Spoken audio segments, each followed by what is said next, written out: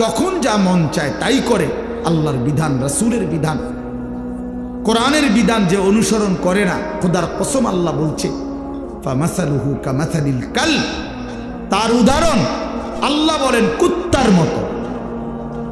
কুত্তার মতো, এটা কুত্তা, এটা কুত্তা।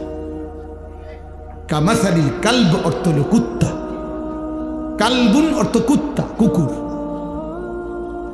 অতএব যে জীবনে সেজদা নাই ওই জীবন কুকুরের জীবন।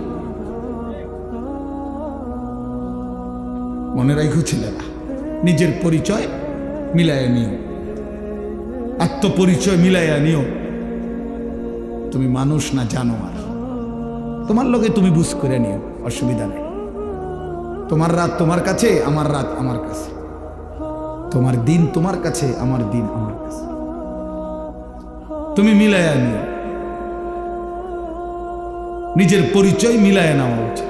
আল্লাহ কোরআনে বলছে ফামাসালুহু কামাসালিল কালব, শাহওয়াত, মনের চাহিদা, কামনা, বাসনা, মনে যা চায় তাই যে করে, আল্লাহ বলেন এই জিন্দিগি কুকুরের জীবন। অতএব এরপরেও যদি কোনো লজ্জা কারো না হয় তো কি করার আছে? কিছুই করার নেই। কেউ যদি বলে যে মনে মনে যে আমার কুত্তা কক আর শুকর কক, আমার সমস্যা না, আমি বেডি সামুই, হ্যাঁ আমি নারী দেখবই, ছবি দেখবই, নর্তকী দেখবই, উলঙ্গ ছবি দেখবই আমি। এরপর বিনিময়ে আপনি আমার কুকুর বলেন আর শুকর বলেন, এটা আমার দেখান। আমার শাহওয়াত, আমার মনের চাহিদা, আমার যা ইচ্ছা আমি তা করব, তো ঠিক আছে, কোনো অসুবিধা নেই। কারো জন্য কেউ আটকায় না, কারো জন্য কেউ থেমে থাকে না, কারো জন্য। কারো মৃত্যুতে পৃথিবী থামে না, কারো জন্মেও পৃথিবী আটকায় না, কোনো সমস্যা নাই। কিন্তু দোস্ত আমার, আমরা প্রত্যেকেই আলাদা আলাদা নিজ নিজ কবরে ফিরে যাব, এটা মনে রাখতে হবে। আলাদা আলাদা নিজ নিজ কবরে ফিরে যাব আমরা। কাজেই একাকী হতেই হবে, একদিন একাকী আল্লাহ তাআলার মুখোমুখি হইতে হবে। সেদিন টের পাবেন, সেদিন টের পাবেন। কোরআন শরীফে আছে আলহাকুমুত তাকাসুর হাত্তা যুরতুমুল মাকাবির কাল্লা সাউফা তা'লামুন। আল্লাহ বলে, বান্দা দুনিয়ার নেশায় আখিরাত ভুলে গেলা, তো মনে রেখো একদিন কবরস্থানেই পৌঁছবা, আর সেদিন আমি আল্লাহ তোমাকে জানাবো আমার প্রতিটা নাফরমানির শাস্তি কি। আমি জানাবো বান্দা, আমি দেখাবো তোমার, তুমি দেখবা বান্দা, আমি তোমাকে দেখাবো, আমি তোমাকে বুঝাবো। এজন্য দোস্ত, নওজোয়ান, প্রিয় সাথী, এটা মনে রেখো বাপ, আত্ম উপলব্ধি, আত্মপরিচয়, আত্মসম্মান, আত্মমর্যাদা অনেক বড় সম্পদ। এটা বুঝা যে আমি কে আসলে। আমি একজন মুসলমান, আমার বাবা মুসলমান, আমার মা মুসলমান, আমার বংশ মুসলমান, আমার গোটা মহল্লা মুসলমান, আমি ইমানদারের সন্তান। অথচ আমি এক ওয়াক্ত নামাজ পড়ল না, 365 দিনে, খোদার এক বছরে কোনোদিন ফজরের নামাজ পড়ল না। এটা মুসলমানের বাচ্চা, এটা মানুষের বাচ্চা, এইটা জানোয়ার না তো জানোয়ারটা কেটা? এ জানোয়ার না তো জানোয়ার কে তাইলে? কে জানোয়ার তাইলে? এইটা অসভ্য না তো অসভ্যটা কে? এটা না তো কে অসভ্য? তাইলে আল্লাহ কাকে বলছে কুত্তার মতো? কাকে আল্লাহ বলছে ইনহুম ইল্লা কাল আনআম? আল্লাহ বলছে মনের ইচ্ছা মতো যে চলে তার পরিচয় আর কিছুই নয়, শুধুই জানোয়ার, আনআম, চতুষ্প জন্তু। কাকে বলছে বাবা? এই মানুষ রূপী এই জানোয়ারদেরকে বলছে, যাদের জিন্দেগিতে সেজদা নাই, আল্লাহ নাই, আখিরাত নাই। কে মা, কে বাবা, কি ধর্ম, কে বানাইছেন, কিচ্ছুর খবর নাই। মোবাইল, নারী, ছবি, অশ্লীল দৃশ্য, অসৎ বন্ধুদের আড্ডা, হাসি ঠাট্টা সারা রাত, মোবাইলে উলঙ্গ ছবি দেখতেছে, সকাল 9টা 10টা পর্যন্ত ঘুমায় আছে। আহ হায় হায়, এটা বুঝি কোনো জিন্দিগি হইল বাপ? মানুষের জিন্দিগি তো এরকম হওয়ার কথা না। এক চতুষ্প জন্তু, এক রাস্তার কুকুরও তো এতক্ষণ ঘুমায় থাকে না। এক চতুষ্প জন্তু, জানোয়ারও তো এমন হয় না। এই জন্য বাপ এটা বোঝা উচিত। প্রিয় ভাই আমার, ছেলেরা আমার, কোনো একজনও যদি বুঝে থাকো তো তুমি মনে মনে হিসাব মিলাই। তোমার বন্ধুর লগে না, তুমি একা হিসাব মিলাইবা। আসলে আমি কে? কে আমাকে বানাইলেন? কেন বানাইলেন? আমি কোত্থেকে আসলাম?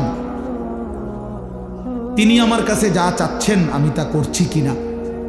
আমি যা করছি আমার আল্লাহ তা চাচ্ছে কিনা? প্রতিদিন নিয়মিত যে মানুষগুলো মৃত্যুবরণ করে তারা কোথায় যায়? কে তাদেরকে নিয়ে যায়? কেউ তো মরতে চায় না, কিন্তু কেউ তো থাকতেও পারে না। কোন অদৃশ্য মালিক তাদেরকে নিয়ে যাচ্ছে। বন্ধু, এতটুকু বিবেক যদি না খাটাও, বাবাদেরকেও বলি আপনিও যদি না খাটান, আখিরাত যদি না মিলান, কেমনে কবরে যাইবেন বাপ? কেমনে যাইবেন? খাট পালং আর সোফা ফার্নিচার বানাইয়া হিসাব মিলাই লেলেন, মানুষের দেখাইলেন খাট পালং সোফা, বিল্ডিং, দালান, টাইলস, জমি, গাড়ি। আহা বাবা, এগুলো কি মিলাইয়া গেলেন? এগুলো তো আপনার আগেও পৃথিবীতে ছিল, আপনার পরেও থাকবে এটি পৃথিবীতে। কিন্তু আপনি কবরে কি নিয়ে যাচ্ছেন? আল্লাহ নবী সাল্লাল্লাহু আলাইহি ওয়াসাল্লাম বলছেন, ইয়াতবাউল মাইয়িতা সালাসাতুন, কোন মৃত ব্যক্তির সাথে, লাশের সাথে কবরস্থান পর্যন্ত 3 জিনিস যায়। আহলুহু ওয়া মালুহু ওয়া আমালুহু, তার পরিবারের সদস্যরা সাথে যায়। কিছু সম্পদ, মাল, এই যে লাশের একটা খাটিয়া, আগরবাতি, একটা কাপড় ইত্যাদি ইত্যাদি, ছোটখাটো কিছু ঠুনকো মাল সামান্য, এগুলোও সাথে যায়। আর ওয়া আমালুহু, তার সারা জিন্দেগির আমল, কর্মকাণ্ড, সেটাও তার সাথেই যায়। ফায়ারজিউ ইসনান ওয়া ইয়াবকা ওয়াহিদ, 2 জিনিস ফিরে আসে। এক, তার বংশধর, পরিবার, মহল্লাবাসী ফিরে আসে, এবং ওই খাট কাপড়গুলোও ফিরে আসে। আর শুধুমাত্র তার আমল, ভালো কিংবা মন্দ, ওইটাই তার কবরের সাথে থেকে যায়। এই জন্য দোস্ত, আমরা আমাদের 1 সেকেন্ড, 1 ঘন্টা, 1 মিনিট, একটা নিঃশ্বাস যেটা একবার পড়ছে, এটা আর কোনো দিন আমরা হিসাবের বাহিরে আড়াল করতে পারবো না।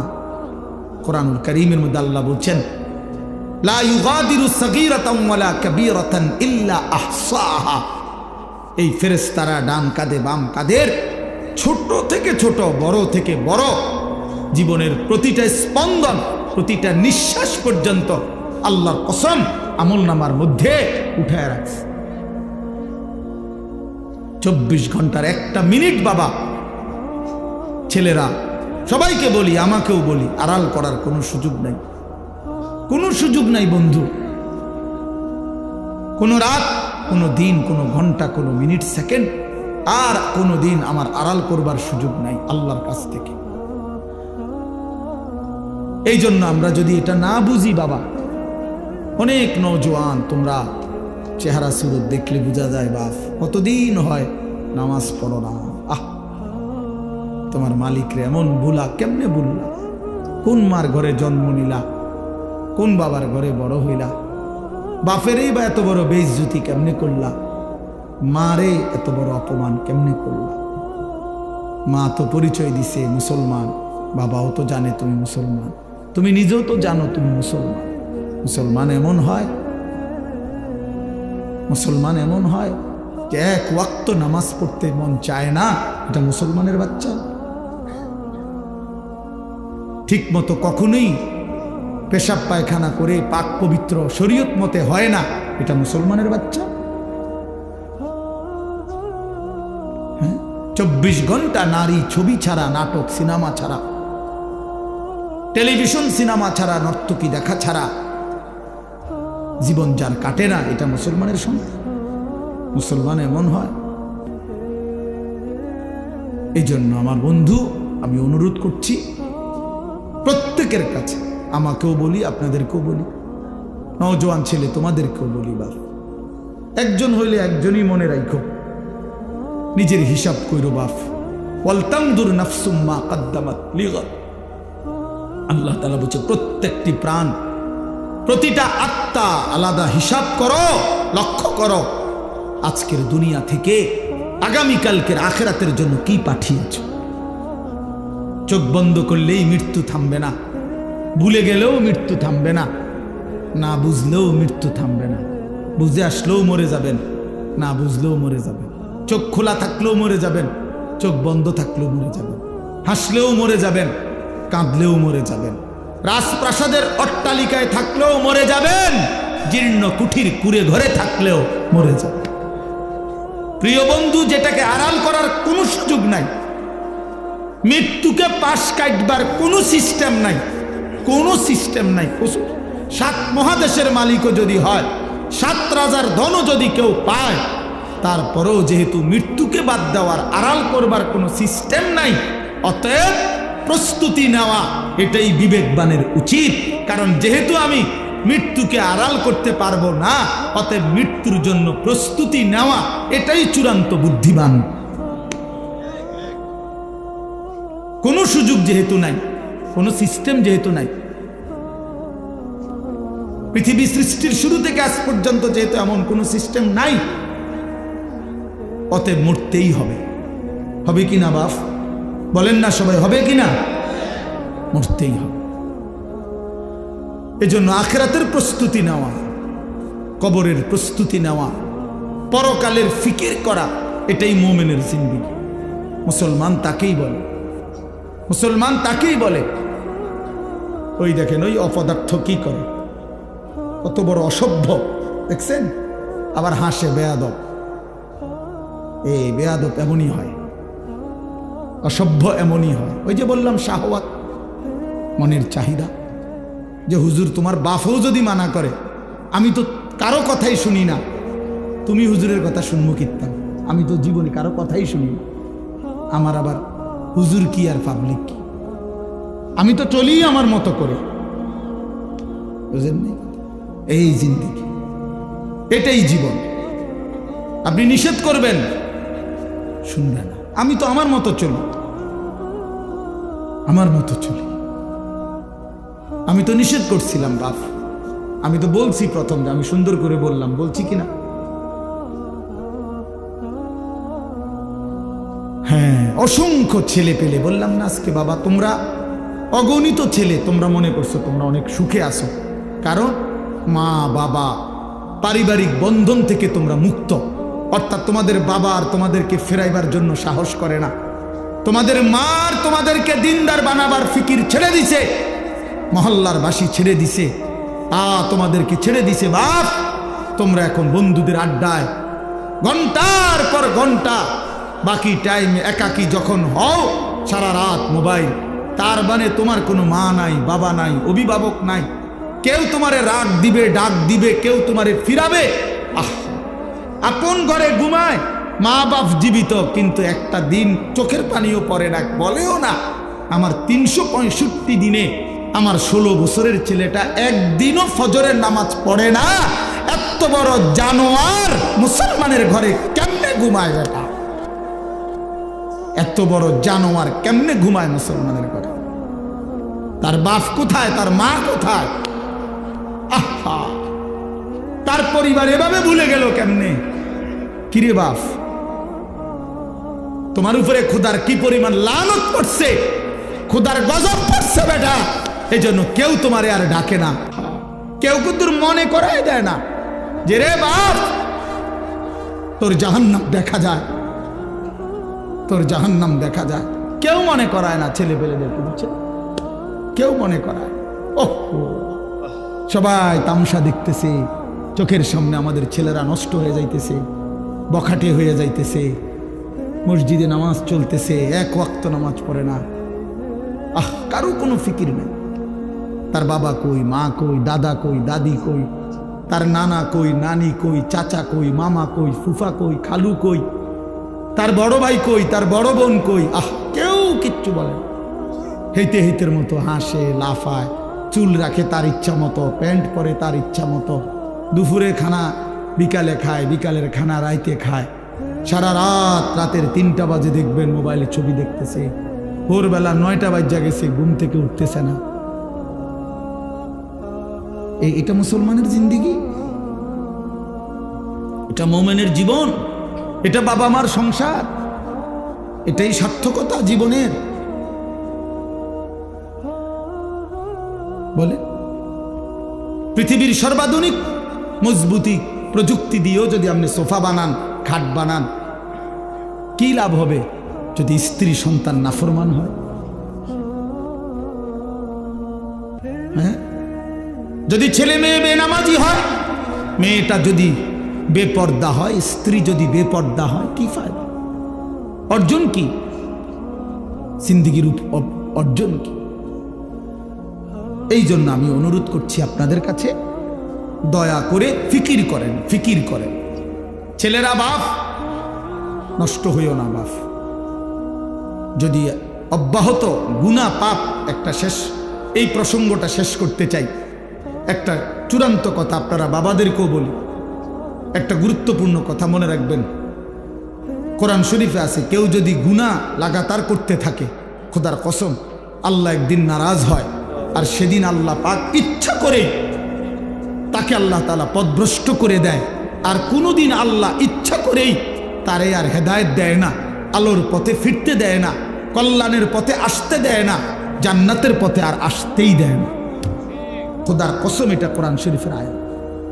আল্লাহ বলছে, একদিন আমি সত্যি সত্যি রাগ করলে ফাআনসাহুম আনফুসাহুম, আমি আল্লাহ নিজেই তোর আখিরাত ভুলায় দেব। যা, ঠিক আছে বান্দা, গরু ছাগল কুকুর বিড়ালের মতো খা, ঘুমা, পেশাব পায়খানা কর, যৌন চাহিদা মনে পূরণ কর, ঠিক আছে বান্দা, খালাস। নুয়াল্লিহি মা তাওয়াল্লা ওয়া নুসলিহি জাহান্নাম।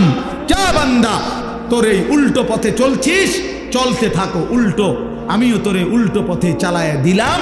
তো মনে রাখো, একদিন ওয়া নুসলিহি জাহান্নাম, উল্টো পথে চলতে চলতে একদিন তোমারে আমি আল্লাহ ধাক্কা দিয়া, লাথি দিয়া ফেরেশতাকে বলে জাহান্নামে ফেলে দেব, জাহান্নামে ফেলে দেব।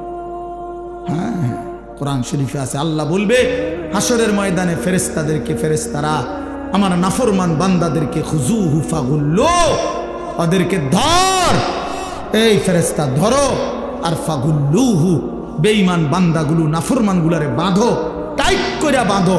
বাঁধার পরে বলবে সুম্মাল জাহিমা সাল্লু, এবার জাহান্নামের মধ্যে ছুঁড়ে মারো।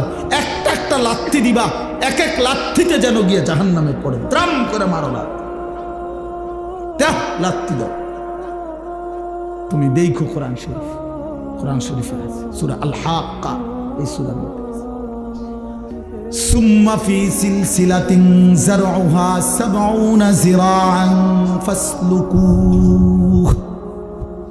ফেরেশতা যখন নাফরমানকে হাসরের ময়দানে বেঁধে জাহান্নামে লাথি দিয়া মেরে ফেলে দিবে, আল্লাহ তখন আবার বলবে জাহান্নামের ভিতরে ফেরেশতাদেরকে, আল্লাহ পুনরায় বলবে ফেরেশতারা আমার এই নাফরমান বান্দাকে জাহান্নামের ভিতরে ৭০ হাত লম্বা আগুনের শিকল দিয়া এবার আবার বাঁধো, আবার বাইদা ফাসলুকুহু, কুকুরের মতো, কুত্তার মতো পুরা জাহান্নামে তারে ঘুরাও, আর সবার সাথে পরিচয় করিয়ে দাও তার নাফরমানি পাপগুলো কি কি।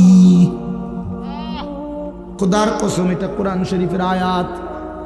ফেরেশতা বলবে জাহান্নামী বাকিদেরকে, জাহান্নামীরা দেখো, এটা সেই বেঈমান যে জীবনভর চুরি করেছে, জিনা করেছে, মদ খেয়েছে, জুয়া খেলেছে, নারী ছাড়া, ছবি ছাড়া, জিনা ছাড়া, উলঙ্গ দৃশ্য ছাড়া, অসভ্যতা ছাড়া যার রাত কাটে নাই, এটা সেই জানোয়ার। ফাসলুকুহু অর্থ হলো এটা। আল্লাহ বলবে বেটা, আল্লাহ বলবে কুত্তার মতো তারে জাহান্নামে ঘুরাও, আর সবাইরে দেখাও, সবার সাথে পরিচয় করিয়ে দাও, তার পাপের কথা বলে দাও। নাউযুবিল্লাহ। কি বাপ, কি মনে করছো তোমরা?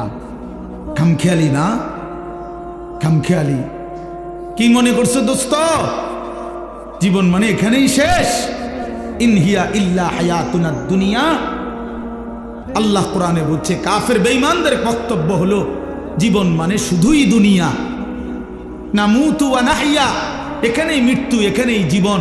ওমা নাহনু বিমাবউসিন। আল্লাহ বলে, আরে কাফেরেরা বলে আর কোনোদিন কোথাও উঠতে হবে না, হাসরের ময়দান হবে না।